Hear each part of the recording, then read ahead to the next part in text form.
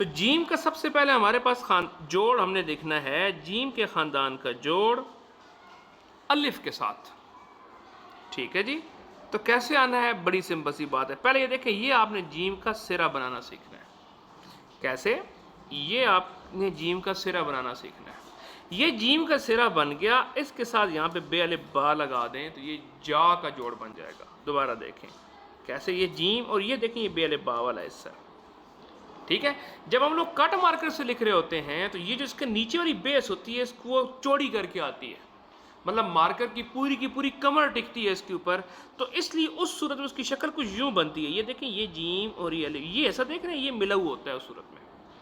जब आप पेन से लिख रहे होंगे तो अगर ना मिले तो कोई ज़रूरी नहीं है, आप बस ये जीम और ये अलिफ चा, और कोई बंदा मिलाना चाहे तो मिला दे तो भी कोई हरज नहीं है। लेकिन मुश्किल लग रहा है तो बस सिंपल सा करके एक जीम अलिफ चा।